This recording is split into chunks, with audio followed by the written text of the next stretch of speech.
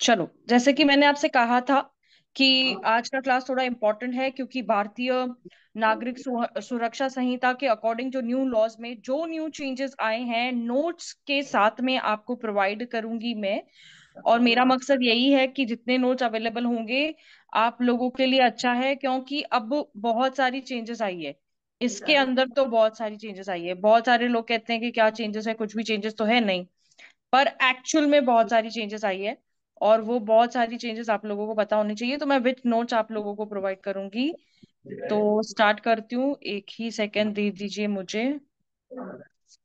I have already prepared the notes for all, जो कि कल उस समय ये कंफ्यूजन हो रहा था कि न्यू मत दीजिए, हम लोगों को ओल्ड से कंफ्यूजन हो रहा है, तो प्रॉपर न्यू चाहिए, तो प्रॉपर न्यू नोट्स ही लेके आई हूँ मैं आप लोगों के लिए। चलिए स्टार्ट करते हैं। ओके। भारतीय सुरक्षा संहिता आप अपने स्लाइड्स पर देख सकते हैं, है ना? Yes ma'am. ठीक है।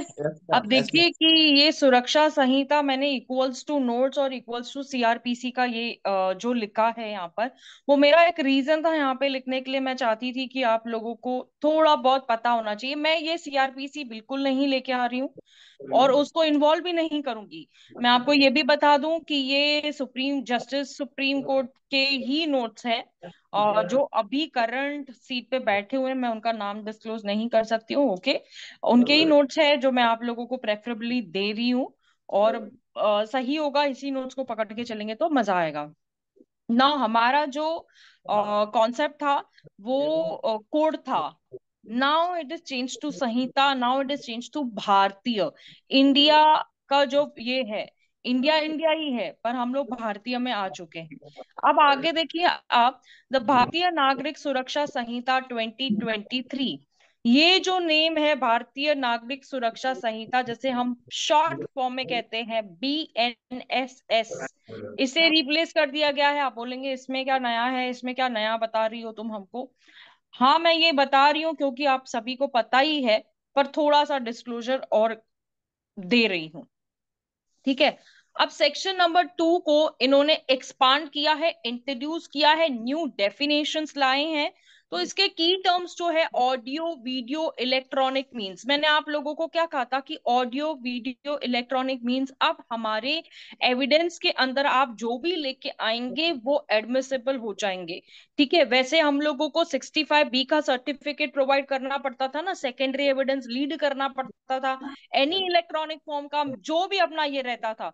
तो हम क्या करते थे, 65B का इलेक्ट्रॉनिक एविडेंस का एक सेकेंडरी एविडेंस को लीड करने के लिए एक ये देते थे एप्लीकेशन। उसके बाद में वो उसके बाद कोर्ट क्या करती थी, उसके ऊपर ऑर्डर करती थी, अलाउ करती थी, उसके बाद ही हम उसको एग्जिबिट दिला पाते थे।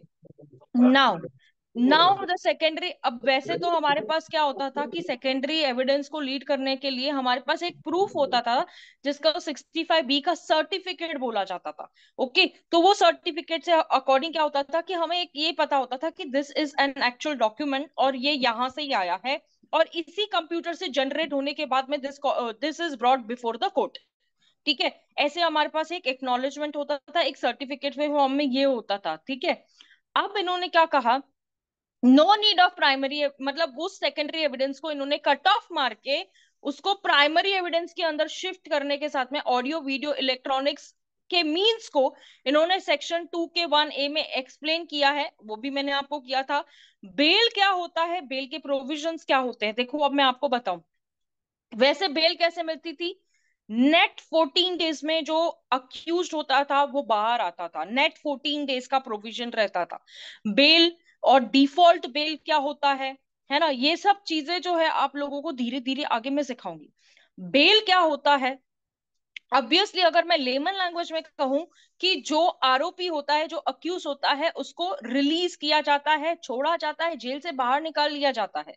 तो पहले केस में क्या होता था कि 14 डेज का नेट प्रोविजन होता था कि 14 दिन में वो आरोपी जो होगा वहां से उसको क्या हो जाएगा, MCR हो जाएगी, यानी कि मजिस्ट्रेट कस्टडी में भेज दिया जाएगा। ठीक है। अब यहां से ये क्लोजअप कर दिया गया। बेल केस में इन्होंने कहा कि जैसे मैंने आपको कहा कि बेल, वैसे क्या होता था, बेल इज अ रूल, है ना, बेल रूल होता था। ना बेल इज एन एक्सेप्शन। ये चीजों को इन्होंने सेक्शन 2 के 1B में एक्सप्लेन करना चाहा है। और यहाँ पर जो प्रोसीजर होगा वो 60 डेज और 90 डेज में। अब बेल के प्रोविजंस के अंदर एक बहुत बड़ा मेजर चेंज आया है। ये चेंज आया है कि अगर बेल को पुलिस चाहे तो कभी भी कैंसिल भी करवा सकती है। यानी कि अगर आपको समझो 16 डे पे मेल मिलती है, 20th डे पे बेल मिलती है, तो उसके बाद भी पुलिस के पास में एक इनहरेंट, जिसको हम कहते हैं डिस्क्रिशन पावर, ये किसके पास हो गई? ये बेल की डिस्क्रिशन पावर वैसे तो मैजिस्ट्रेट के पास है, पर एज गुड एज अगर मैं कान में जाके कहूं तो आपसे ये डायरेक्टली कहूंगी कि ये प्रोविजन के अंदर जो बेल की डिस्क्रिशनरी पावर एग्जैक्टली चली गई है हमारे पुलिस वालों के पास। ठीक है, ये पूरा का पूरा मामला जो है ये पुलिस देखेगी, और ये पूरा सेशन जो है ये गेम खेलेगी यहाँ पे पुलिस। ना बेल बॉन्ड, उस दिन मैंने आपको एक्सप्लेन भी किया था कि बेल बॉन्ड क्या होता है। बेल बॉन्ड का मतलब होता है कि is equals to surety. Bail bond का मतलब ये होता है कि जब अक्यूज को कोर्ट से छुड़ाना होता है, रिलीज कराना होता है, तो उसको बेल बॉन्ड देना पड़ता है, जो उसका श्योरिटी होता है कि मैं गारंटी लेता हूं कि इसका जो भी होगा वो मैं देख के लूंगा, और अगर ये कोर्ट की प्रोसीडिंग्स अटेंड नहीं करता है तो उसकी जिम्मेदारी मेरी। ठीक है, that is a bail bond. और बेल बॉन्ड को भरने आना चाहिए। अगर आप एक लॉ स्टूडेंट हो, लॉयर हो, तो आपको पता ही होगा, मुझे ये बोलने की बिल्कुल भी जरूरत नहीं है कि हम जब जो बेल के पेपर्स को फिल करते हैं उसमें श्योरिटी की डिटेल्स, अक्यूज की डिटेल्स, उसका फोटो चिपकाते हैं ऑन दैट पेज।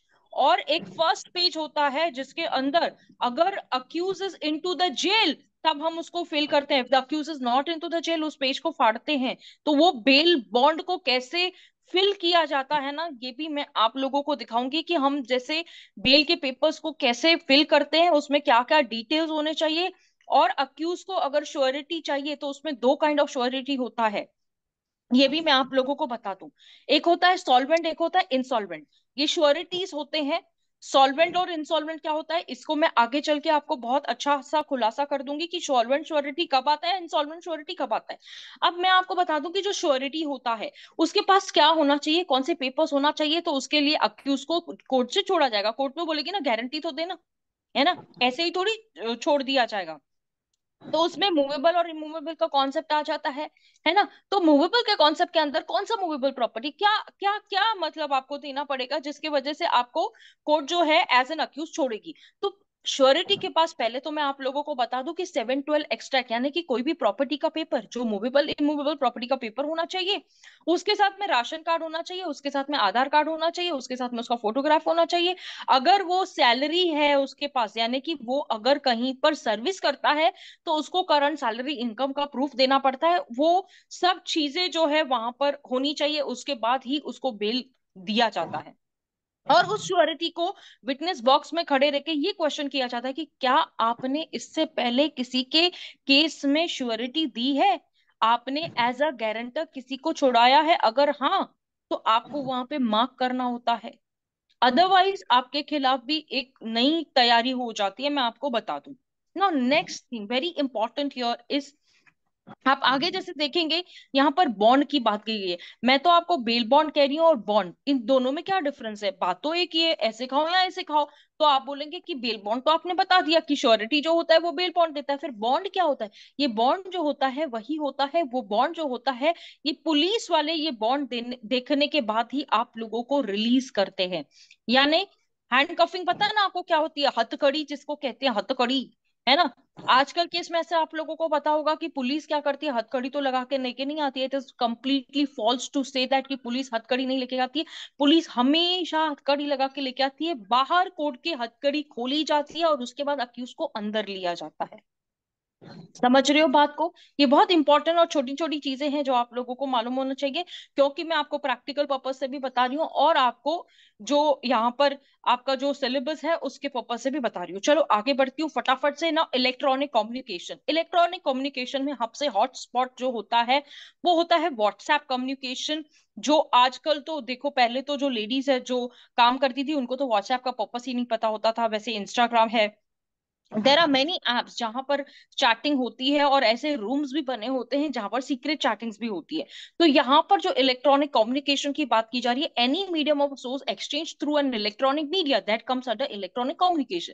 तो ये चेंजेस रिफ्लेक्ट करते हैं involving the landscape technology in investigation, trial, court proceeding, covering the aspects as such as a service of summons notice, audio video conferencing for deposition of evidence. अब मैं आप लोगों को इन सब का मतलब बताती हूँ। देखो, जो चेंजेस रिफ्लेक्ट कर रहे हैं, जो लैंडस्केप चेंजेस, यानी कि अगर आप डिटेल में देखते हो टेक्नोलॉजी को लेकर, इन्वेस्टिगेशन को लेकर, अब जब पुलिस इन्वेस्टिगेशन करेगी, समझो मर्डर हुआ है, तो पुलिस उसका क्या करेगी, एक वीडियो निकालेगी, उस वीडियो को ही हम कोर्ट में लेके जाएंगे, और उसके बाद में, वैसे आपको पता है कि अगर कोई जो डॉक्यूमेंट होता है उसे आर्टिकल दिया जाता है। एग्जिबिट और आर्टिकल में क्या डिफरेंस है, ये भी मैं आपको बताऊंगी, क्योंकि बहुत सारे स्टूडेंट्स हैं उनको पता ही नहीं होता है एग्जिबिट क्या होता है। एग्जिबिट का मतलब होता है कि कोर्ट उस चीज को डॉक्यूमेंट नंबर देती है। आर्टिकल क्या होता है, जब कोई चीज कोर्ट के सामने आती है उसको आर्टिकल दिया जाता है। आर्टिकल इन द फॉर्म्स होते हैं, आर्टिकल 1, आर्टिकल 2, आर्टिकल 3। ठीक है, तो वो सब चीजें। अब मैं यहाँ पर इन्वेस्टिगेशन का मतलब बता दिया। ट्रायल का मतलब तो आपको पता ही है कि जो कोर्ट में ट्रायल चलती है उसकी बात की जा रही है, कोर्ट प्रोसीडिंग्स यानी कोर्ट के सामने। Covering the aspects and service of summons. अभी समन्स कैसे सर्विस किए जाएंगे, पहले तो रामू काका को समन्स सर्विस नहीं किए जाते थे। रामू काका वो होता है जिसकी आपके आपके घर की चाबियां होती है, सब कुछ होता है, धन होता है, दौलत होता है, साला वो सब कुछ करता है। लेकिन यहाँ पर क्या हो गया है, एक मेजर चेंज आया है, जब वहां पे आगे चल के देखेंगे। अब नोटिस के बारे में बात करूं, आप बोलेंगे समन्स और नोटिस के बीच में क्या डिफरेंस है। वारंट और समन्स अलग अलग होते हैं ना, अलग होते हैं ना। समन्स अलग होता है, जो कोर्ट क्या करता है, बुला देता है, आजा, आजा हमने तुझे बुलाया है। और नोटिस क्या होता है, वो नोटिस इस, जब कोई प्रोक्लेमेशन होता है या ऐसा कुछ होता है, तो कोर्ट उस चीज का नोटिस निकालती है ना। यानी भगोड़े का notice is equals to notice, अगर कोई भाग जाता है तो उसका नोटिस निकलता है ना। ऑडियो वीडियो कॉन्फ्रेंसिंग, अब ऑडियो वीडियो कॉन्फ्रेंसिंग को लेकर इतना बड़ा दहशत मचा हुआ है, मैं आप लोगों को बता दूं कि वैसे तो देखो, सुप्रीम कोर्ट के अंदर एक वीडियो कॉन्फ्रेंसिंग का हमारे पास एक ऑप्शन है। हम क्या करते हैं, उस कोर्ट में जाके उस जूम लिंक के थ्रू एडमिट होते हैं। लेकिन अब हमारे डिस्ट्रिक्ट कोर्ट के हिसाब से हमें वीडियो कॉन्फ्रेंसिंग अगर करनी है, ऑडियो वीडियो कॉन्फ्रेंसिंग की बात यहाँ पे की जा रही है, तो आप लोगों को एज अ लॉयर क्या करना पड़ेगा।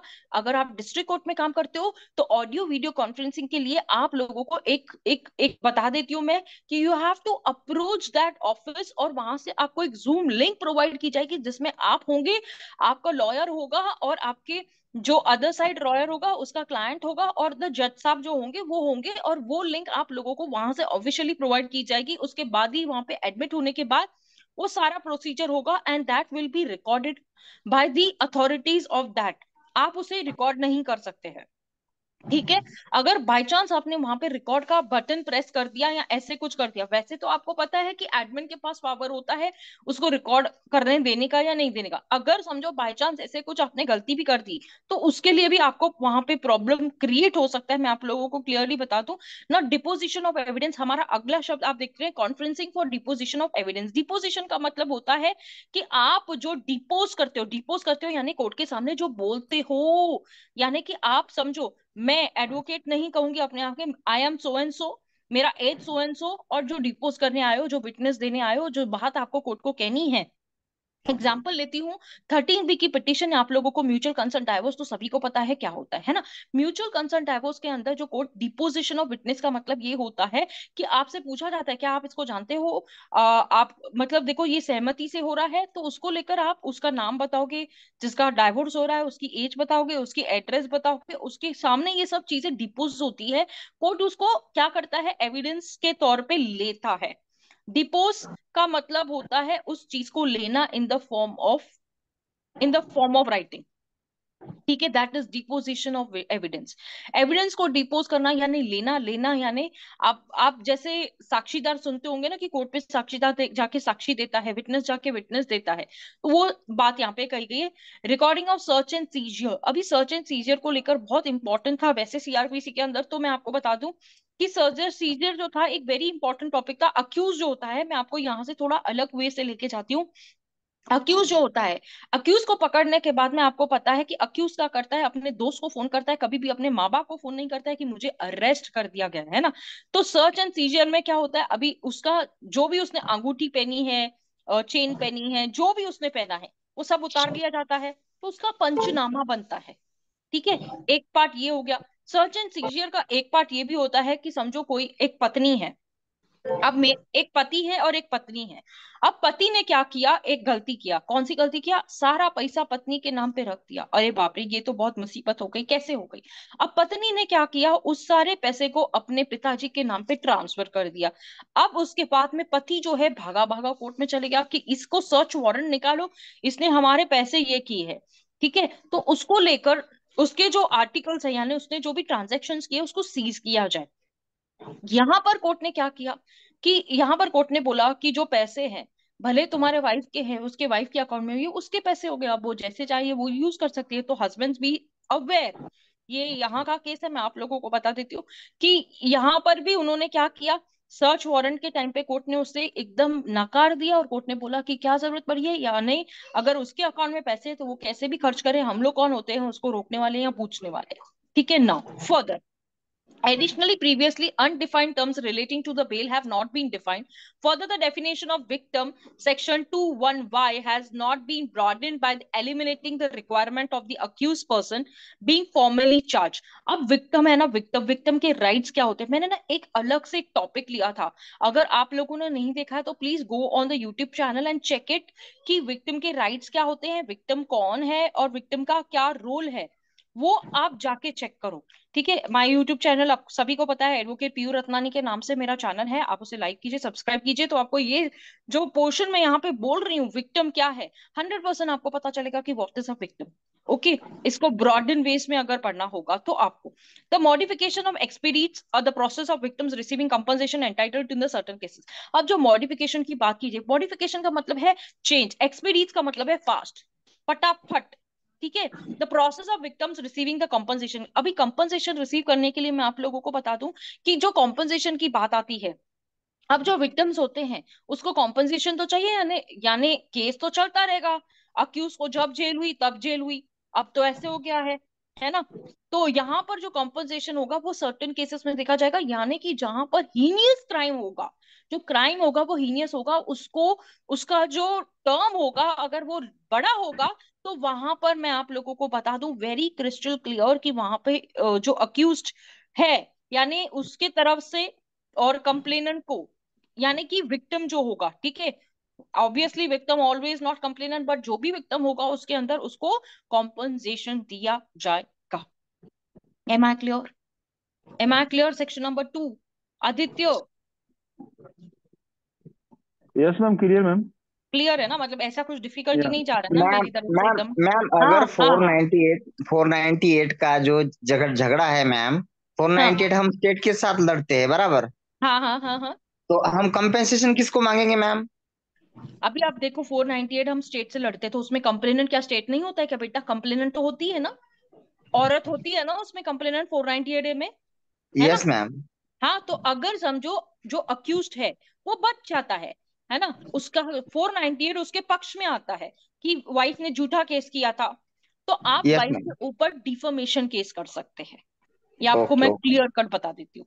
ठीक है, ओके वो मैम। यहाँ पे टॉपिक नहीं था, तुमने कट टॉपिक पूछा है मेरे से, मैं आपको बता दूं। ठीक है, चलो। An explanation has been added to the definition of investigation. अब ये जो वर्ड है ना इन्वेस्टिगेशन, हमारी जो प्रोविजंस है, देखो बीएनएसएस के अंदर इन्होंने स्पेशल एक्ट लाया है, ये कहा कि इन्होंने कहा, मैं आपको ये भी बता देती हूँ, इन्वेस्टिगेशन का जो प्रोसेस होगा ना, वैसे कोर्ट क्या करती थी कि आपको पता है मोका के केसेस के अंदर बहुत सारे ऐसे केसेस होते हैं जहां पर बेल का तो ऐसा नामो निशानी नहीं होता है। मैंने आपको क्या कहा कि अगर आपने बेल लगाई तो वहां पे आप लटकते हो, ऐसे बड़े ऑफेंसेस में जो हीनियस क्राइम के अंदर आते हैं। तो इन्वेस्टिगेशन के मामले में आप लोगों को मैं क्लियर कर बता दूं कि जैसे इन्वेस्टिगेशन की बात है, तो पुलिस इन्वेस्टिगेशन करेगी या कोर्ट इन्वेस्टिगेशन करेगी, आप लोगों को क्या पता है? इन्वेस्टिगेशन कौन करता है, पुलिस करती है या कोर्ट करती है? कौन करती है इन्वेस्टिगेशन, कौन करता है? Who does the investigation part? Clearly इस पुलिस चीज को पुलिस डिफाइन करती है किया है मैम। इन्होंने। पुलिस हाँ, पुलिस करती है। पुलिस इन्वेस्टिगेशन करती है और कोर्ट क्या करती है? कोर्ट इंक्वायरी करता ma'am. Very good, court inquiry करता है, पुलिस इन्वेस्टिगेशन करती है। तो इन्वेस्टिगेशन करते समय अब पुलिस वालों को एक प्रिलिमिनरी इंक्वायरी हेल्ड करने के लिए कहा गया है। यानी कि वो 14 दिन आप जो जेल में होते थे और उसके बाद बेल में होते थे, अब ये 14 दिन जो होंगे जिसे इन्वेस्टिगेशन होगी उसे कहा जाएगा प्रिलिमिनरी इंक्वायरी। वैसे कौन करता था? मजिस्ट्रेट करता था। अब कौन करेगा? पुलिस करेगा। पुलिस करेगा, हाँ भाई यार, बहुत बड़ी चीज हो गई। Police will do the preliminary inquiry. ठीक है, यानी एज गुड एज पुलिस तो इंक्वायरी भी करेगी और इन्वेस्टिगेशन भी करेगी। समझ में आ रहा है क्या? सुन के लो ये बात, हाँ, बहुत इंपॉर्टेंट है। वैसे इन्वेस्टिगेशन नहीं पुलिस करती थी ना सिर्फ, अब पुलिस क्या करेगी? प्रिलिमिनरी इंक्वायरी करेगी। यानी कि पहले वो देखेगी कि सामने वाले ने वो अपराध किया है कि नहीं किया है। इंक्वायरी करेगी, देखेगी सब कुछ, जांच पड़ताल करेगी, उसके बाद में वो करेगी। यानी ये तो एफआईआर की बात है, ये तो एफआईआर की बात है। लेकिन जब मैं एफआईआर में लेके आऊंगी ना, मैं आपको देखो कैसे रियलिटी चेक देती हूँ, और मैं रियलिटी मेरे केस को लेके आ जाऊंगी यहाँ पर, डोंट वरी। चलो आगे आप यहाँ पे देख सक रहे हैं, ये जो नक्शा है यहाँ पर आप देख सक रहे हैं कि इंडियन ग्लोब दिख रहा है आप लोगों को। तो यहाँ पर आप देखेंगे कि अब देखो, post judicial magistrate of the third class magistrates जो होते हैं, यहाँ पर इनका क्लास होता है बेटा, फर्स्ट सेकंड थर्ड। उसके बाद हमारा जो आगे हमारा बढ़ते हैं डीजे साहब की तरफ, सेशन जज की तरफ, है ना। डीजे तो यहाँ पे नहीं आएगा, सेशन जज आ जाएगा, हाई कोर्ट आ जाएगा, सुप्रीम कोर्ट आ जाएगा। तो इनके पावर्स क्या है, इनको क्या करना है, और किस तरीके से इनके पावर्स को अजॉडिकेट किया गया है, बताया क्या है।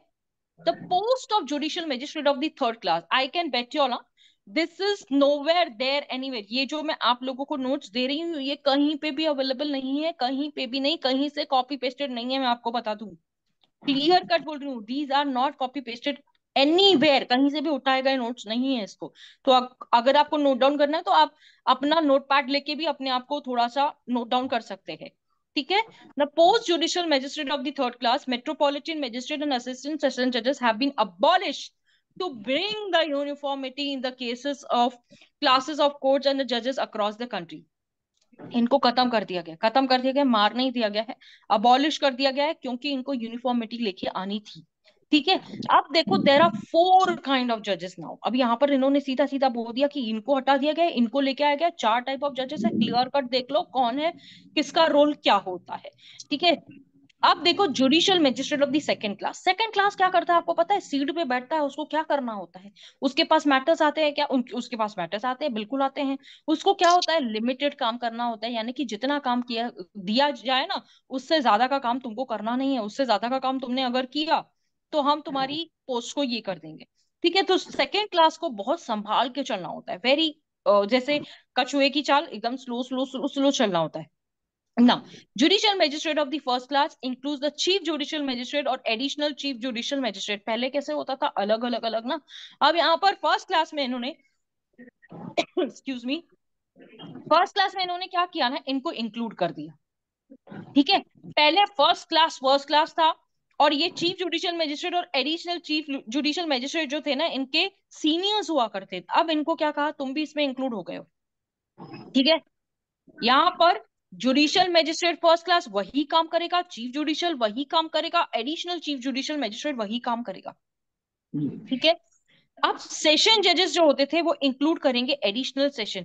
यहाँ पे पहले हम लोगों ने जोर जोर से सुना था असिस्टेंट सेशन जज, यानी कि तुम्हारे इससे आ जाओ, यानी सेशन जज, एडिशनल सेशन जज, असिस्टेंट सेशन जज। अब क्या सुन रहे हो तुम लोग? सेशन जज सिर्फ एडिशनल सेशन जज को लेके काम करेगा, यानी कि पोस्ट चेंज हो गई है, पोस्ट। ठीक है, जो नए हैं उनको समझने की जरूरत ही नहीं है कि क्या पोस्ट चेंज हुई है, आपको यही पकड़ के चलना है। And executive magistrate consequential changes have been made to section number 8, 11। अब ये यहाँ पर हम लोग जब सेक्शंस पे आएंगे, एग्जीक्यूटिव मजिस्ट्रेट का क्या काम होता है, ये एग्जीक्यूटिव मजिस्ट्रेट कौन होता है, बहुत अच्छी तरह से स्टडी करना, क्योंकि ये एग्जीक्यूटिव मजिस्ट्रेट कैसा काम करता है, क्या इसके पास जुडिशियल पावर्स होते हैं कि नहीं होते हैं, एज गुड एज क्या ये पुलिस ऑफिसर होता है क्या, एज एन एग्जीक्यूटिव, क्या पुलिस ऑफिसर एग्जीक्यूटिव मजिस्ट्रेट बन के यहाँ पर उस सीट पे बैठ सकता है क्या, पता नहीं, मैं आपको बताऊंगी, don't worry. yes, sir. Wait wait wait, ये तो सिर्फ अभी तक खुलासा भी नहीं किया मैंने चीजों का। सेक्शन नंबर 8 आप देख सकते हैं अपने स्क्रीन पे। 11, 12, 14, 17, 22, 29, ये सारे के सारे सेक्शंस जो है हम लोग कवर अप करेंगे इन सेक्शंस के साथ में। यानी ये सेक्शंस आप लोगों को इनकी पोस्ट का पूरा पूरा खुलासा करके बताएगी। ओके, चलो आगे बढ़ते हैं ना। आप यहाँ पर ना, आप अपने स्क्रीन पर है ना कुछ तो देख पा रहे हो, है ना, पुलिस का ही कुछ देख पा रहे हो। अब देखो यहाँ पर अंडर सेक्शन 15 यहाँ पर एक चेंज आया है कि the state government is now authorise to appoint special executive magistrate, यानी any police officer not below the rank of SP और equivalent to the addition to a magistrate executive. आपको मैं एक बात यहाँ पे बताती हूँ। एफआईआर होगी ना, एफआईआर जहां पर हीनियस क्राइम होंगे, यानी बड़े बड़े क्राइम के अंदर जो है ना, वो एसपी से पूछा जाएगा, डीएसपी से पूछा जाएगा कि भाई हम लोग इसके अंदर एफआईआर करें। यानी कि जो नीचे वाले हैं ना, पहले वो क्या करते थे, डायरेक्टली एफआईआर रजिस्टर करते थे ना, उनके हिसाब से उनको प्रिलिमिनरी इंक्वायरी करनी है, उस रिपोर्ट की जो सबमिशन है वो इनको करनी है, उनके बाद ये डिसाइड करेंगे कि एफआईआर होगी कि नहीं होगी। समझ के लेना, बहुत इंपॉर्टेंट पॉइंट है। यहाँ पे नहीं समझा तो आगे जाके बिल्कुल भी नहीं समझेगा। Am I clear? Am I clear? Ma'am, इससे बहुत टाइम नहीं यस वेस्ट होगा? मैम।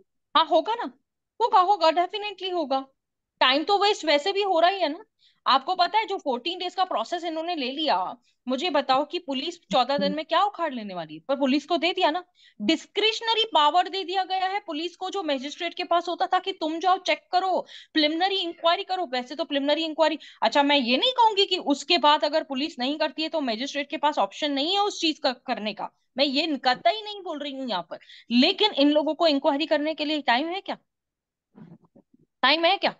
आपको हम्म। लगता है कि एक एक केस में ये लोग अपने आप को मैजिस्ट्रेट समझ के प्रिलिमिनरी इंक्वायरी करेंगे, टू द पॉइंट जाएंगे, टू द डेप्थ जाएंगे, उसके बाद प्रॉपर इन्वेस्टिगेशन होगी, उसके बाद एफआईआर होगी, उसके बाद इन लोगों को ये बोला गया कि भैया तुम चिंता मत करो, हम तुम लोगों को 14 दिन से ज्यादा टाइम पीरियड बढ़ा के देते हैं, वो हेलो। 14 दिन की प्रिलिमिनरी इंक्वायरी कर लेना।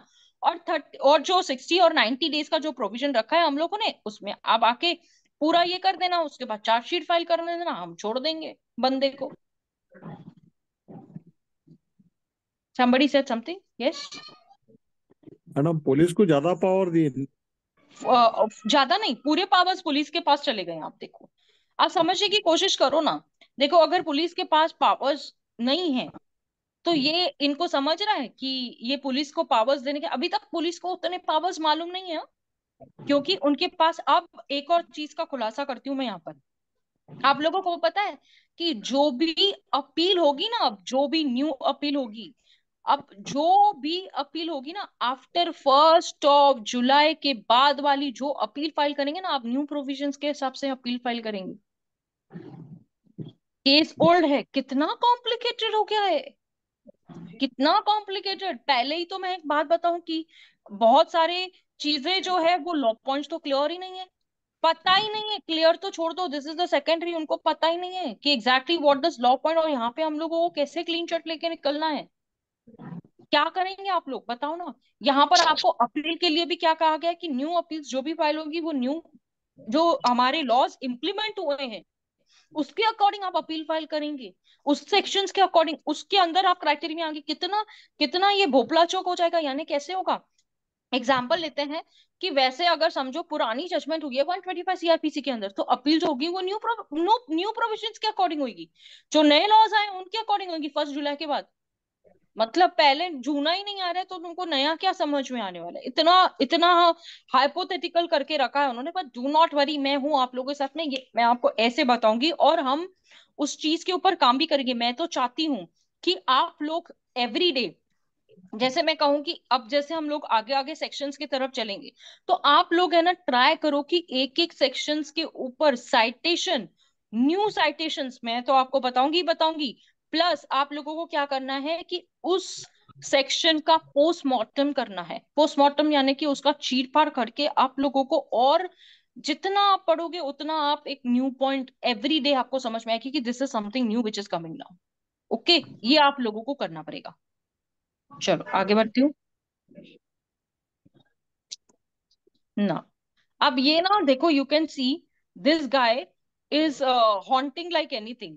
यहाँ पर आप देखे रहेंगे कि आपके स्क्रीन पे भी दिख रहा होगा कि दिस गाय इज हॉन्टिंग, और ये क्या बताने की कोशिश कर रहा है और क्या है और क्यों ऐसे बजा के आप लोगों को बताने की कोशिश कर रहा है। मैंने इसीलिए इसको यहाँ पे लाया क्योंकि ये बहुत ही इंपॉर्टेंट नोट है यहाँ पे समझने के लिए कि ये जो प्रोविजंस ऐड हुए सेक्शन नंबर 18 ऑफ BNSS, मैं आपको पूरे प्रोविजंस दिखाऊंगी। यहाँ पे सुनो, to allow the central government, यहाँ पे क्या बोल रहा है, to allow the central government to appoint a PP, additional PP, जैसे हम पब्लिक प्रोसिक्यूटर करते हैं, for the purpose of prosecution before the Delhi high court. यहाँ पे दिल्ली की एक अमेंडमेंट आके खड़ी हो गई आपके सामने कि अगर जहां पर हम लोगों को पब्लिक प्रोसिक्यूशन के लिए आपको एग्जाम्स देने पड़ते, APO के एग्जाम्स क्लियर करने के बाद में आपको पब्लिक प्रोसिक्यूशन को लेकर, अभी यहाँ पर क्या बोला जा रहा है कि यहाँ पर सेंट्रल गवर्नमेंट, वाह क्या काम है, क्या मस्त प्रोसेस लेके आए हैं।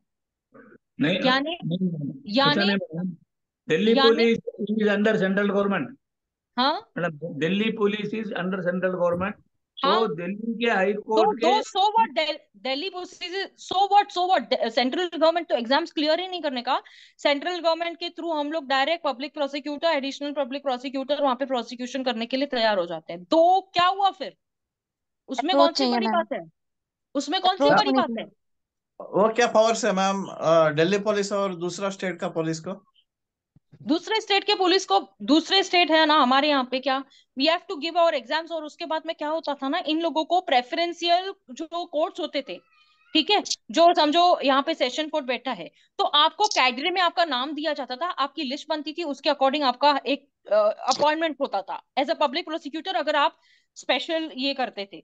लेकिन not special PP, special PP के तो पावर्स ही अलग होते हैं, बहुत ही डिफरेंट पावर्स होते हैं उनके पास, जो कि बड़े बड़े जो क्राइम्स होते हैं, हीनियस क्राइम्स के अंदर इनको अपॉइंट किया जाता है। यहाँ पर भले ही मैं कहूँ कि Delhi comes under the central government के अंदर, और पुलिस जो है उनके सेंट्रल गवर्नमेंट के अंदर आती है, तो इससे पहले थोड़ी ऐसे हुआ करता था कि दिल्ली को दो दिन से सेंट्रल गवर्नमेंट, वैसे क्या होता था, यहाँ पे इनको एक लिस्ट दी जाती थी, और उसके बाद जजेस जो होते थे, जो कि अपॉइंटेड जजेस होते थे, वो लिस्ट के अंदर वो नाम एक प्रेफरेंस देते थे, उसके बाद में एज अ पब्लिक प्रोसिक्यूटर आपका अपॉइंटमेंट होता था। समझे क्या कलंदर साहब, जी जी मैम। डायरेक्ट नहीं होता था आपका। मतलब ये जो है ना, आप समझ को लो कि कोर्ट के पावर्स जो थे ना, जो मजिस्ट्रेट के पावर्स होते थे कि आपको as a public prosecutor temporary basis पे लेके आने के लिए, आपका नाम देने के लिए, आपका ये करने के लिए, अब ये चीज यहाँ पर दिल्ली ने बोली कि नहीं हमारे पास है, सेंट्रल के पास है। अब सेंट्रल गवर्नमेंट डिसाइड करेगी कि पब्लिक प्रोसिक्यूटर कौन होएगा, असिस्टेंट पब्लिक प्रोसिक्यूटर किसको पोस्ट दी जाएगी। आ रही है बात ध्यान पे, हाँ जी हाँ जी। क्लियर। चल, और Namrata clear, yes ma'am, yes ma'am. Clear हुआ ना ये चीज। आप आगे मैं आप CRPC पढ़ते थे तो और मजा आता था, लेकिन चलो ठीक है कोई बात नहीं। In case of appointment of any other person in the absence of assistant public prosecutor, the district magistrate is required to give 14 days notice to the state government before making such appointment. सीधा क्या बोला जाए, मैं यहाँ पे बहुत जोर से प्रेस करके इसलिए बोला क्योंकि अगर किसी और पर्सन की अपॉइंटमेंट करती है, अगर APP, APP assistant public prosecutor जो है वो नहीं है, एब्सेंस है उसकी, या नहीं है, नॉन अवेलेबल है, नॉट अवेलेबिलिटी है उसकी, तो यहाँ पर डिस्ट्रिक्ट DM साहब क्या करेंगे, कितना काम बढ़ा दिया कि DM को कहा जाएगा कि भाई तुम 14 दिन का नोटिस दो स्टेट गवर्नमेंट को, उसके बाद उनका अपॉइंटमेंट होगा अंडर सेक्शन 19 के 3 के अंदर। ठीक है, ये एक और चेंज आया। ये सारे जो चीजें मैं बता रही हूँ ना, जो चेंज आई है ना, वही BNSS में लेके आई हूँ मैं। What changes come in BNS, this is what I am bringing you all before you all. ठीक है, ठीक है, क्लियर है ना, आई थिंक सो। हाँ हाँ जी हाँ जी। नाउ सेक्शन नंबर 20 क्या बोलता है, a comprehensive Directorate of Prosecution defines the eligibility, functions and the powers of various authorities under it. अभी देखो यहाँ पर है ना, ये जो Directorate Prosecution होता है ना, ये पब्लिक प्रोसिक्यूटर का बाप और असिस्टेंट का भी फादर, ठीक है, ये इनके अपर लेवल ऑफिसर्स होते हैं जो हाई कोर्ट और यहाँ पर होते हैं। अब इनकी जो एलिजिबिलिटी होगी, इनके जो पावर्स होंगे ना, ये हाई कोर्ट के अंदर कैसे होंगे, for the time Strict directive of prosecution has been made. It is prescribed that directorate of prosecution shall be headed by the director of prosecution under the administrative control of home department of the state. यहाँ पर इन्होंने क्या बोला कि इन्होंने ये change लेके आए हैं कि अब अगर मैं आपको बता दूं कि ये जो ऑफिसर्स है यानी कि डायरेक्टोरेट ऑफ प्रोसिक्यूशन के जो ऑफिसर्स होंगे, जो पब्लिक प्रोसिक्यूटर्स होंगे, जो हाईकोर्ट में काम करेंगे, यानी अगर उनको लगता है ना कि चार्जशीट में या एफआईआर में कुछ भी चेंजेस करने चाहिए तो इनको पावर दे दिया गया कि पुलिस को बताओ कि ये सब चेंजेस यहाँ पर करके आने के लिए, क्योंकि ये लोग हेड होंगे और they will be headed as a control of home department of the state, यानी कि इनका कंट्रोल जो होगा होम डिपार्टमेंट के होगा। और इनसे क्या कहा गया है कि आप ऐसे करें कि जो भी गलती पुलिस करती है तो आप उनको संभाल के ले लें। समझ में आया? मैम इनके अभी क्या हो रहा है एलिजिबिलिटी बीच में मैम एक दो बार मैम वो इंटरनेट गया और एक भी लाइन मिस हो रही है ना, लगातार नई नई लाइनें आ रही है, तो एक भी लाइन मिस हो रही है तो वो वहाँ मतलब मैम उसको कैसे करेंगे आगे, मतलब मतलब क्योंकि कि इंटरनेट बीच में जा रहा है मैम। जैसे आप मेरा लगातार नई नई चीजें एक के बाद एक लाइन बताते जा रहे हैं ना, मेरी नई मेरी नई। इंटरनेट जा रही है क्या यहाँ से? नहीं मेरी इंटरनेट जा रही है मैम, तो बीच बीच में तो उसमें कुछ चीज मिस आपका हो वॉइस रही क्लियर है मैडम? है एक दो। लेकिन कोई बात नहीं मैम, कोई बात नहीं, कर लेंगे मैम, देखते हैं। Are you sure? अगर आप चाहें तो मैं रुका हाँ सकती हूँ, नहीं नहीं कर लेंगे मैम, कर लेंगे, कोशिश पूरी मतलब कर लेते हैं मैम, कर लेंगे। क्योंकि ये बहुत इंपॉर्टेंट है। हाँ इम्पोर्टेंट है मैम, वही वही एक चलिए मैम करते हैं, आप प्रोसीड करिए। तो मैंने अपनी सिचुएशन बता दी है थोड़ी सी, और कोई बात नहीं। I'm sorry, I have to mute you because other sound was so much reflecting me, I was unable to hear you also.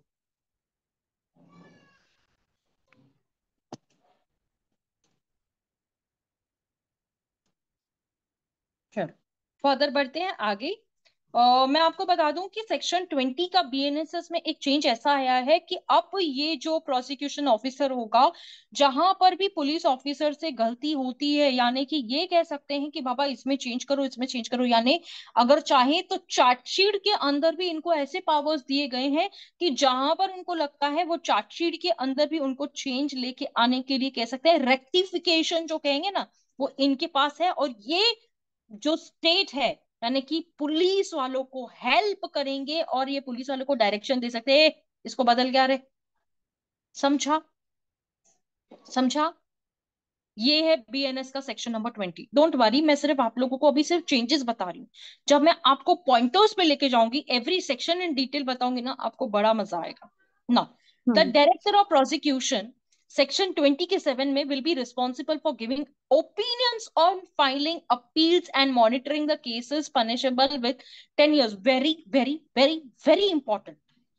ये जो प्रोसिक्यूटर ऑफिसर्स है एज पर सेक्शन नंबर 20 के क्लॉज 7 के अंदर इनको ये कहा गया है, ये रिस्पॉन्सिबल होंगे ओपिनियंस देने के लिए कि यहाँ पर अपील होगी कि नहीं होगी। ये केसेस को मॉनिटर करेंगे, जो पनिशेबल होंगे 10 साल, और उसमें या तो फिर ज्यादा की पनिशमेंट होगी, लाइफ होगी, लाइफ इम्प्रिजमेंट जिसे कहेंगे, डेथ होगी। तो इसके बाद में ये तो मेन हो गया, ठीक है, डायरेक्टर ऑफ प्रोसिक्यूशन। अब डेप्यूटी क्या करेगा? डेप्यूटी के अंदर इसने 28 में ये बोला गया है, 20 के क्लॉज 8 के अंदर, कि ये रिस्पॉन्सिबल होंगे पुलिस रिपोर्ट को एग्जामाइन करने के लिए। Very very very very very important. Police report को एग्जामाइन करना, यानी कि आपको पता है ना कि जब आपको बेल के पहले जब रिमांड रिपोर्ट आती है, REMAND, रिमांड, रिमांड रिपोर्ट का मतलब ये होता है कि पुलिस एफआईआर जो लेके आती है, रिमांड रिपोर्ट लेके आती है कि जिसमें वो पीसी मांगती है। ठीक है, पीसी बोले तो पुलिस कस्टडी। ये रिमांड रिपोर्ट के अंदर, यानी पुलिस के रिमांड रिपोर्ट के अंदर वो मॉनिटर कर सकती है। कौन मॉनिटर कर सकता है बाबा? कौन मॉनिटर कर सकता है? डेप्यूटी डायरेक्टर उस चीज को मॉनिटर कर सकता है विथ अ विजिलेंट आई। ठीक है, विथ अ विजिलेंट आई वो देखेगा, मॉनिटर करेगा, जिसमें केसेस पनिशेबल होंगे 7 साल वहां पर। जस्ट अ मिनट, हाँ, जिसमें केसेस पनिशेबल होंगे 7 साल, ओके, और मोर, और नॉट लेस देन 10 years, ऐसे की पनिशमेंट होगी।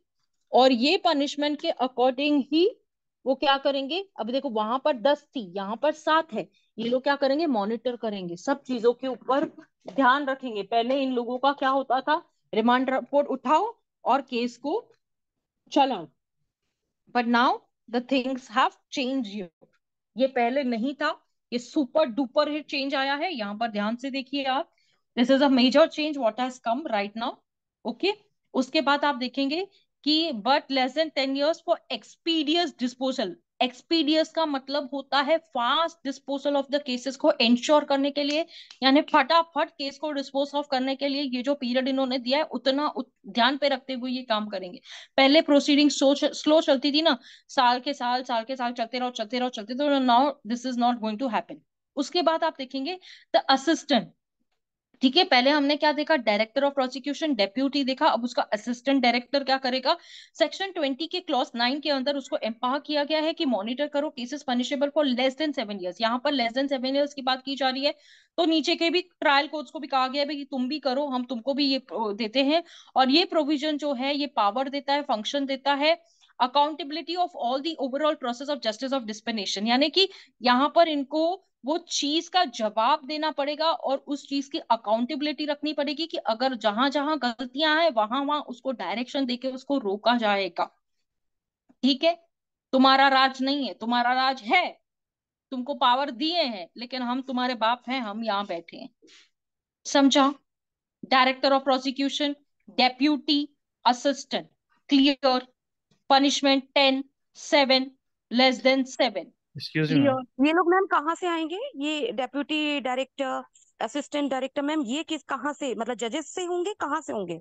नहीं नहीं नहीं नहीं, ये जजेस वजेस से नहीं होते हैं। इनकी जो एग्जाम्स होती है उनके बाद में they come to this position. I tell you ना, है जो 20 के क्लॉज के अंदर है ना, ये जैसे हम्म। मैंने आपसे क्या कहा कि वहां पे वो मैजिस्ट्रेट कैडेट रिपोर्ट बनाते थे कि इनको इनको प्रेफरेंस देते थे कि 1 2 3 समझो इसका नाम दे दिया गया, उनको ही ऐसा ये बनाया जाता था। पर दे आर यहाँ पर ये जो है ना 27 के अंदर 10 years के पनिशमेंट में हम्म। इनका जो ये है, जो आप यहाँ पर इनका ये देख रहे हो, उनको मतलब जो हीनियस क्राइम्स होते हैं इनके जी मैम। अंदर ये लोग आते हैं आफ्टर क्लियरिंग दी एग्जाम्स। ऐसे नहीं होता है, इनकी अपॉइंटमेंट ऐसे नहीं होती है, डायरेक्ट अपॉइंटमेंट नहीं होती है इनकी, not through a okay lawyers, ma'am. Not through a state government, not through a central government. Okay. Okay. Okay. ठीक है मैम। हाँ हाँ। मैम ऐसा ये एक चेन बनेगी कि पुलिस जो एसआई के ऊपर एसपी, ठीक है मैम, हाँ, हीनियस क्राइम्स में, वो और मैं आपको ना ये। एक चार्ट बना के देती हूँ। आई टेल यू, मेरा लास्ट ईयर जो था मैंने उनको चार्ट बना के दिया था कि कौन सा ऑफिसर, रैंकिंग ऑफिसर किसके बाद कैसे आएगा, और उसके बाद में ये मैजिस्ट्रेट के अंदर जो ये पब्लिक प्रोसिक्यूटर है, असिस्टेंट है, डायरेक्टर है, ये कैसे आएंगे। Don't worry, I give right. You that chart also, don't worry. Okay. Okay. Okay, who has a query please. Ma'am Shamim this side. Yes. Ma'am practically जैसे अभी इन्होंने इसमें ऐड किया है कि they'll give opinion to file of appeal. अगर हम currently CrPC के रिस्पेक्ट में बात करें, हम्म। सपोज कोई पर्सन है एक्विटल हो गया 420, सपोज एनी 376 में सेक्शन एक्विटल हो डेटेड गया, 420, यस यस यस ठीक यस। है। तो हम्म। तो अभी जब हम स्टेट अपील फाइल करेंगे तो what will be the procedure. तो प्रोसीजर क्या होता है, स्टेट का मैटर है, I am not talking about complaint case, मैं स्टेट मैटर में बात कर रहा हूँ। हाँ हाँ हाँ, अग्रीड अग्रीड अग्रीड। अगर स्टेट के मैटर के तो अंदर अगर आपको अपील फाइल करनी है तो what will be the procedure. जो हाँ, सीआरपीसी में हम लोग क्या करते थे, डायरेक्टली हम अपील फाइल करते थे, करेक्ट है ना। अब ऐसा कुछ होगा तो आप लोगों को यहाँ से परमिशन लेने के बाद में अपील फाइल करनी पड़ेगी। बट मैं वहां तो स्टेट सजेस्ट करता था ना कि आगे जाना है, नहीं डीएम सजेस्ट करता था, डीएम हाँ बोलता था हाँ, कि आगे यस यस। जाना है नहीं जाना। हाँ हाँ, तो करेक्ट अब कई बार करेक्ट है। क्या होता था, सपोज मैं अब ये प्रैक्टिकल एग्जांपल देता हूँ, मैं एक्चुअली प्रैक्टिशनर हूँ देहरादून डिस्ट्रिक्ट कोर्ट में। Okay okay. 420 में प्रोबेशन पे एक्विटल प्रोबेशन पीरियड पे छोड़ दिया, हाँ 360 सीआरपीसी पे। ओके अब दैट पर्टिकुलर जो विक्टिम थी उसको आगे अपील फाइल करना था, टाइम लिमिट बाउंड हो रहा था, स्टेट ने ओके। टाइम दिया नहीं, पीपी से हाँ टाइम हाँ मिला नहीं। हाँ हाँ तो हाँ व्हाट शी डिड, उसने प्राइवेट अपील फाइल करी हाँ हाँ हाँ, दैट और इज विद इन नॉट। 60 हाँ डेज उसको टाइम भी नहीं मिला क्योंकि हाँ हाँ स्टेट हाँ इंटरेस्टेड नहीं था। हाँ तो हाँ हाँ यहाँ तो समवेयर इट्स गिविंग एन, अगर हम ओपिनियन ले रहे हैं डीपी का, क्योंकि डीपी के पास पहले ये पावर नहीं थी सीआरपीसी में, तो हाँ, समवेयर पहले इट इज नहीं एन थी ये advantage for the victim. yes yes, it is advantages an है तो विक्टिम advantage, के लिए, for the obviously victim. obviously 100% you're correct। यहाँ पर it is total advantage to the victim। इसके लिए मैंने कहा कि आप अभी ज्वाइन हुए हो, मैंने राइट्स ऑफ विक्टिम को लेकर भी एक अलग ये बनाया हुआ है जहां पर मैंने एग्जैक्टली इस पॉइंटर्स पे काम करके बताया है कि जो मुझे विक्टिम के एक 2 मिनट। राइट्स होंगे वो कैसे होंगे, वो अपील करेगा तो कैसे करेगा, उसको कॉम्पनसेशन कैसे दिया जाएगा, दैट इज देयर। और आप जो बोल दैट रहे इज हो अ ना, यस, डिफरेंट थिंग। मैडम मुझे 2 मिनट बात करने देंगे? एक सेकेंड, उनका क्वेश्चन कंप्लीट होने के बाद आप पे आती हूँ। Yes, basically the problem was that कि पहले directorate of prosecution was like limited to, सिर्फ ट्रायल से लिमिटेड था कि यस, विक्टिम को जाके करेक्ट, दे दिया। ज्यादा से करेक्ट, ज्यादा क्या होता था, प्राइवेट एक हमने हायर कर लेते थे 301 प्रोविजन के अंडर। करेक्ट। उसमें लेकिन उसमें भी 301 ही अपलोड हो जाता था, क्योंकि स्टेट तो साइड ही खड़ा होता है नॉर्मली, अगर लोअर कोर्ट में देखे तो हम। वो तो प्राइवेट ही आ जाता है, एज गुड एज, करेक्ट। हाँ अच्छा, तो यहाँ पे एक तरीके से एडवांटेज हो गई दो तीन चीजें डायरेक्टरेट ऑफ, डायरेक्टर प्रोसिक्यूशन पहले बहुत छोटा था, उसका स्कोप बहुत अब लिमिटेड इसका था जो सीआरपी। पावर है ना, वो एक्सीड कर दिया गया है। और ये पावर से ना कहीं इनकी वजह से जो विक्टिम्स है ना, वो काफी हद तक, जो पुलिस है, आपको पता है ना पुलिस क्या करती है। अब यहाँ पर जो रिमांड रिपोर्ट आती है, आप क्या करते हो, इसमें कॉग्निजेबल केसेस के अंदर रिमांड रिपोर्ट आती है, पीसी लेके सीधा निकल के चलते जाते हैं। जज क्या हम्म। करता है, एक छोटा सा ये कर देता है, 3 days PC, 10 days PC, what ever the PC it is, depending upon the. और उसके अंदर जो पुलिस ऑफिसर्स होते हैं वो बोलते हैं कि हमको रिकवरी चाहिए, ये चाहिए, वो चाहिए, and this is only the reason what they give. Now yeah they are answerable, now they are answerable to them. और उसमें अगर चेंजेस चाहिए, तो ये जो ऑफिसर्स है, ये ऑफिसर्स इसके अंदर बिल्कुल ये बोल सकते हैं कि this is a change required to be done, और उनको करना पड़ेगा। बट मैम प्रैक्टिकली अगर मैं भी सीआरपीसी की बात करूँ, रिसेंटली मेरी एक चार्जशीट पेंडिंग थी। तो हम्म। पहले सीओ से साइन होता है, एसआई ने इन्वेस्टिगेशन करी, सीओ पे भेजी, सीओ से एसपी ऑफिस गई, एसपीओ से फिर आती है एपी ऑफिस में, डीपी में। हाँ, तो डीपी ने स्क्रूटनाइज करने के बाद जो प्रैक्टिकली अभी जो लिखा गया है, पहले भी ये चीज थी कि वो उसको स्क्रूटनाइज करके रिटर्न भी भेज सकते हैं अगर उन्हें लगता है हाँ, कि कहीं पे कुछ कमी है। पहले भी हाँ, होता था ये चीज, हाँ, हाँ, बट हाँ, हाँ। प्रैक्टिकली सीआरपीसी में एक्सप्लेन नहीं थी, अब उन्होंने इसको एलैबोरेट कर दिया समवेयर। किया ना, कि अभी इनको ये सारी चीजों को करने के बाद में, और आपको पता है ना कि ये जब चार्जशीट आती है उसके बाद में हम क्या करते हैं। पेंडिंग चल रही है कई दिनों से, दर्ज भी कहाँ होती है। तो फिर आप अगर पेंडिंग चल रही है तो आप उसका किस चीज का वेट कर रहे हो। अगर पेंडिंग चल रही है तो आपने क्या किया है उसको लेकर। नहीं, जो चीज है कि एक्सपीडिशियस डिस्पोजल की बात करी स्क्रूटाइज करने के लिए, वो पर्टिकुलर चीज तो थोड़ा सा मैनेज कर सकते हैं ना। हाँ, वो तो है ना। वो तो आप उस चीज बट को लेकर पहले तो ऐसा मैजिस्ट्रेट को था, तो यही पहले कर तो सकते हैं ना। साल साल भर तक चार्जशीट एसपी ऑफिस में पड़ी है हाँ, और कुछ आती पता नहीं ही है, नहीं है कहाँ है, आती आती ही नहीं है नहीं है, उनको, कोर्ट में ही नहीं आती पहुंच नहीं रही, है। कोर्ट में आ रही है तो आगे दर्ज ही नहीं हो रही है। नहीं, नहीं, नहीं, बिल्कुल वो चीजें वहीं की वहीं पड़ी। अभी इनको यहाँ पर इन्होंने एलेबरेट कर दिया कि चार्जशीट का पीरियड इन्होंने टाइम बाउंड कर दिया, हम्म। कि 180 days में लेके आओ चार्जशीट। अभी तुम, वैसे मोका के केस में क्या होता था, मर्डर के केस में क्या होता था, आप लोगों को वो पता है। हाँ, मर्डर हाँ, केस में तो पेंडिंग है तो फिर वो 90 अभी, डेज का पीरियड अब, होता था। हाँ, हाँ। और अदरवाइज तो टेररिस्ट क्या एक्ट के करते थे, अंदर इन्होंने लास्ट क्या डेट वो चेंज क्या लेके करते आया, थे, आपको भी टीसी, पता है कि last what date they have done in the terrorist act also now. There is a briefer अच्छा, change now, there is a briefer change now. बिल्कुल। तो ये थोड़ा हमारे लिए बेनिफिशियरी भी है और थोड़ा नहीं भी है। एक्चुअली मैं बताऊं कि दो दारी चल रहे हैं हम लोग, यहाँ से भी थोड़ा हाँ, लटक दो रहे हैं, यहाँ तारीख से को भी बहुत। थोड़ा थोड़ा। ठीक हाँ, ठीक है, थैंक मुझे हाँ, यू। 2 मिनट कनाडा टाइम बोलिए। दो, मुझे 2 मिनट। हाँ, बोलिए मैडम, साहब, बोलिए, हाँ, हाँ, बोलिए, बोलिए, बोलिए, बोलिए। ये जो डायरेक्टर ऑफ प्रोसिक्यूशन वाले परमिशन देने की बात है, ये हाँ, स्टेट वाले अपील गए तो, पुलिस पुलिस वाले अपील गए तो, नॉट फॉर द पब्लिक। जरा जरा आप जरा सोचिए। मैं पब्लिक, मैं हम्म, मुझे 10 साल सजा हुआ है, मैं अपील जाना चाहता हूँ पुलिस के पास, उनके पास अगर परमिशन नहीं लेना। पुलिस, अगर पुलिस वाले अपील जाना चाहते हैं तो प्रोसिक्यूशन का, डायरेक्टर प्रोसिक्यूशन का उनका सिग्नेचर होना, ये पहले से भी है, अब भी है। देखो अपील के टाइम पे वैसे क्या होता था, वही होता था ना। यही है, सेम है। सेम नहीं है, थोड़ा सा एलेबरेशन देखिए, इन्होंने क्या किया मैं है, आप समझने की मैं कोशिश करिए यहाँ मैं पर। मैं प्राइवेट पर्सन, मैं अपील जाना चाहता तो वही शुड आई गो अब टू नहीं जा सकते। वैसे किसे जाते थे, प्रोसिक्यूशन? वैसे किधर जाते थे आप, वैसे किधर हाँ, जाते थे आप, नहीं वैसे मैडम, किधर जाते थे आप, क्या बोले?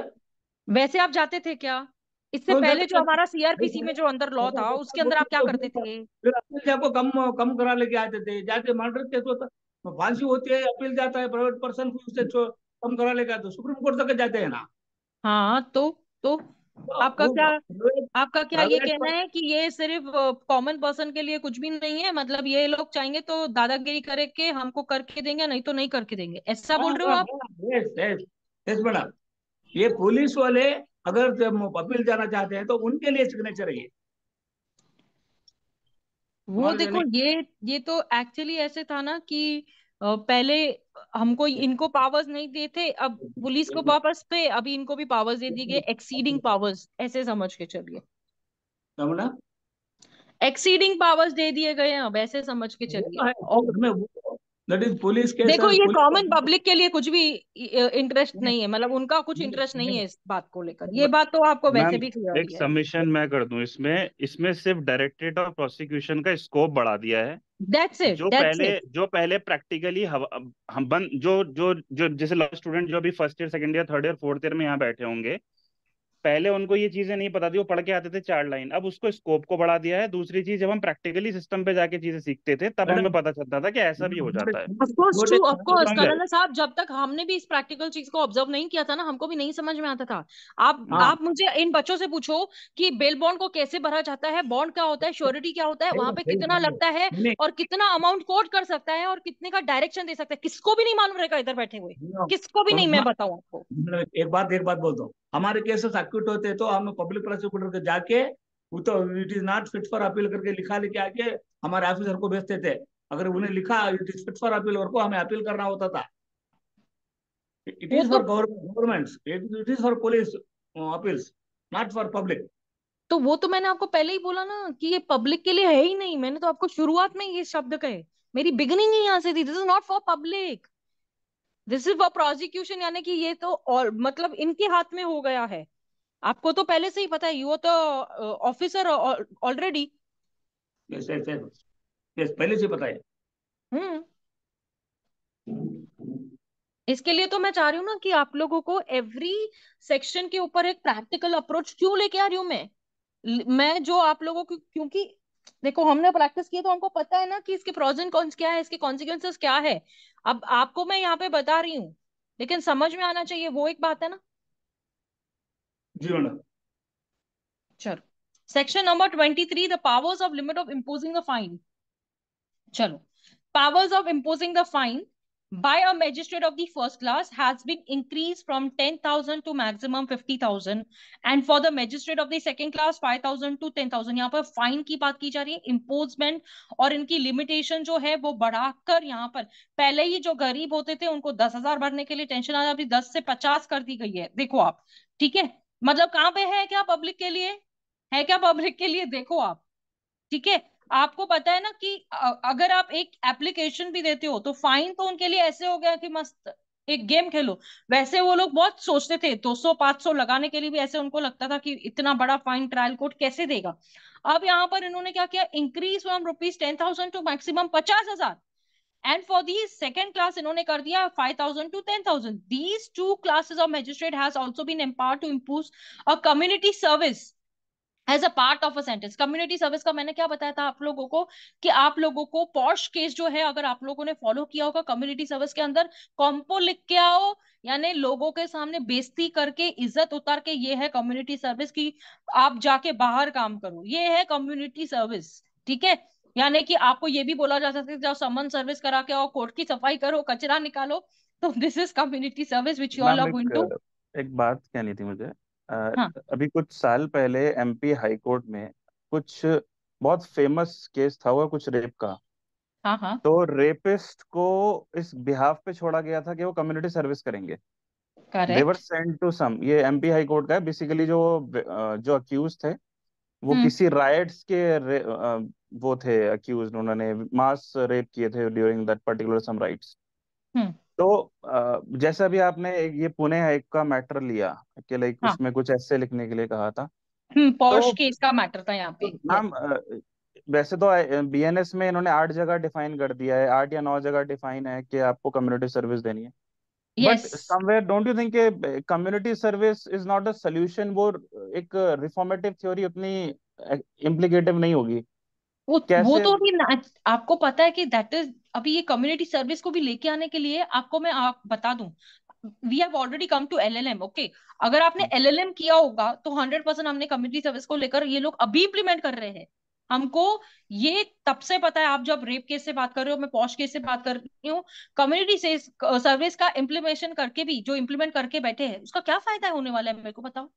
किसको पढ़िए क्या आजकल, we are into what, if you are bringing जो कि वीडियो कॉन्फ्रेंसिंग, और उनको आप एडमिसिबल कर देते हो एविडेंसेस के अंदर विदाउट थिंकिंग कि भाई अभी 65B का सर्टिफिकेट भी देने की जरूरत नहीं है, तुमको प्राइमरी एविडेंस में लिया जा रहा है, तो ये तुमको कम्युनिटी सर्विस कहाँ तक हेल्प करने वाला है? This is not reformative actually. ये करके भी कोई फायदा है क्या, मुझे बताओ? नहीं मैम, व्हाट फायदा तो कुछ व्हाट नहीं है, what but is a again gain from here? What is a gain from here? हाँ चलो, अगर मैं ये मानती कि जैसे हम लोग टैक्स के लिए कैपिटल गेन्स होता है, हम लोगों को प्रॉफिट होता है, तो कैपिटल गेन करने के बाद हमको टैक्स पड़ती है। उनको फायदा है यहाँ पर तुम क्राइम करो। हाँ मैडम, उनको फायदा है जिनको वो चाहते हैं। फिर उनको ही देना, अलग से रखे ना उसकी ऐसा कम्युनिटी नहीं, सर्विस में, जिसको एक्सप्लेनेशन उनको पॉइंट ऑफ व्यू फायदा पे है बोला है जिनको तो वो उनको ही दे चाहते दे। हैं, दूसरा कुछ जिनको नहीं है। जरूरत है, जिनको जरूरत है, ये तो एक्चुअली पॉलिटिक्स की बात है ना। ये सब क्या है? ये पॉलिटिक्स ही तो चल रहा है ना। ये क्या चल रहा है? As good as this is politics. No, community service को लेके आने के लिए तुम वो पनिशमेंट देते हो कि जाओ ऐसे लिखो, जाओ सफाई करो, जाओ आप समन सर्विस करके आओ, जाओ आप कोर्ट की सफाई करो, नोटिस सर्विस करके आओ, लोगों के बीच में जहां पर फार्मर्स काम करते हैं उनके गार्डनिंग को जाके उनको हेल्प करो। This is what is community service ना। What will help to us? इससे क्या होने वाला है? कुछ कम्युनिटी सर्विस होना चाहिए बहुत छोटे केसों में, बहुत पेटी छोटे। ऑफेंसेस के लिए हो तो ठीक है, पेटी कहीं कोई फाइन हो तो उसकी जगह दे दिया जाए कम्युनिटी ठीक है, सर्विस। लेकिन ऐसा यस, है क्या? लेकिन नहीं नहीं है। करा ना, इन्होंने नहीं करा ना। ये वही तो बड़े बात केसों में। है। आईपीसी के अंदर से पहले मैंने बीएनएस के अंदर, आपको कलंदर साहब अगर आपको याद होगा, कि मैंने ये क्लियर कट कहा था कि ये पेटी ऑफेंसेस को लेकर अगर करते ना, तो चलो हमको ऐसे लगता कि बहुत छोटे अच्छा था, मोटे बहुत अच्छा। ऑफेंसेस को लेकर जहां पर फाइन है वहां पर जाके तुमको कम्युनिटी सर्विस दे दिया तो यस, अच्छा भी लगता और मजा भी आता। अब क्या सही है। किया उन्होंने? उसमें तो लिया ही नहीं उन्होंने उनको। बड़े केसों में जो बस ये कम्युनिटी मजाक है। सर्विस दे दो और इतना बड़ा अपराध करो। और उसके बाद में क्या क्या चीजें होती है कि जहां पर जूनाइल केस चलना चाहिए वो उसको ट्रांसफर कर दिया जाता है, क्योंकि जूनाइल केस के यहाँ से जो जज है उससे गलती हो गई, अब वो जज वो केस नहीं देख के ऊपर वाला देखेगा, वो उसको कम्युनिटी सर्विस देगा। What is this going on? जिन पे एक्चुअली वो दिस इज, मेहरबान है, जिन पे वो मेहरबान है, उनके लिए कम्युनिटी सर्विस है। हाँ तो वो जिनको वही नहीं है। है, वो आप उनको समझ जेल के है। चलो कि जिस पे मेहरबानी है वहां पे कम्युनिटी सर्विस की डेडलाइन है, बस। यस। ठीक है।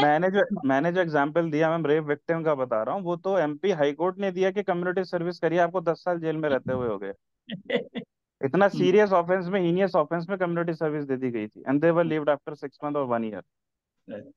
तो this is Indian law no basically. मैं 2 2.5 साल 3 साल पहले की बात हो गई है, तो मेरे ध्यान सोचो में आया थ्री तो मैंने इयर्स शेयर कर दिया। प्रायर टू विच नाउ, अभी ये कम्युनिटी सर्विस तो इन लोगों के मुंह में अभी आ रहा है कि अरे कम्युनिटी सर्विस जैसी भी कोई एक पनिशमेंट होती है। अदरवाइज, अदरवाइज क्या था, इतना ज्यादा इसको ये नहीं किया जाता था। अब जैसे इसको नाम दे दिया गया है और जैसे इसको थोड़ा सा हाईलाइट कर दिया गया है, वैसे तो उससे 3 years before you are talking कि इसको 10 साल के पनिशमेंट के अंदर क्या कर दिया गया। नो यूज है ये एक्चुअली। तो मुझे तो गुस्सा आता है पढ़ाते समय, लेकिन क्या ही कर सकते हैं हम लोग। चलो।